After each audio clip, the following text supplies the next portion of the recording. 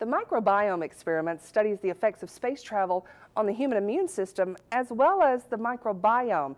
That's the microbes that live inside and outside of our bodies. I spoke with the investigator of this investigation to see exactly how it works. The work originally started a few years ago at the recommendation of a science panel, and they had a great deal of interest in the type of organisms that were associated directly with the crew, both on their skin and in their GI tract. And so we put together a solicitation, and it was won by a group at the J. Craig Venter Institute.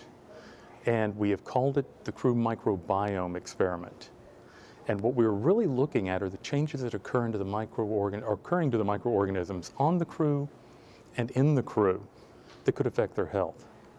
And we have that on Earth too, right? It's just Definitely. The National Institutes of Health, NIH, has been putting a great deal of funding. This is a topic that a lot of scientists are very interested in. We've associated your microbial flora with a lot of disease and a lot of your immune factors.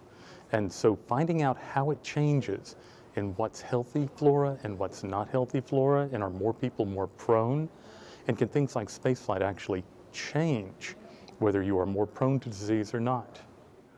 How do we find this out? How does your experiment work? Basically, we are going to take samples from the crew members, pre-flight, post-flight, and a few samples in flight.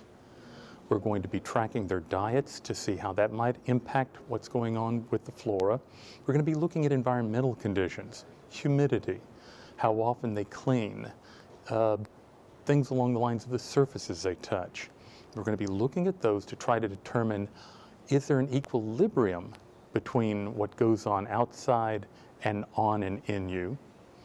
And then try to associate that with certain immunological factors. So we're doing tests on those too to determine, is there an association between the bacteria you have and your immune status. Is this the first of its kind study in space? It is the first of its kind study for NASA.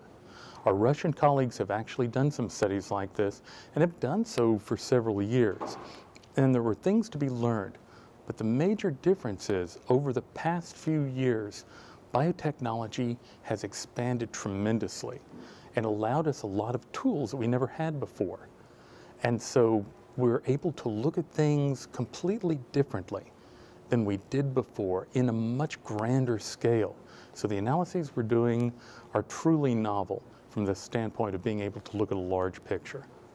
I know it's just started, but have you learned anything so far? Anything interesting? Well, we actually learned a lot from the NIH. A lot of their results came out in June. And so we are able to use a lot of that data as normal data.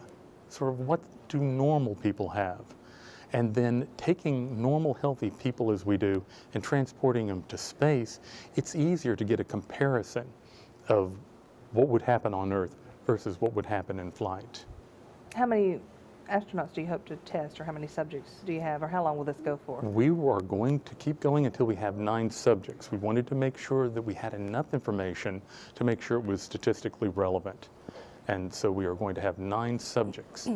And we should have enough information to have a really good understanding of what's going on at that time.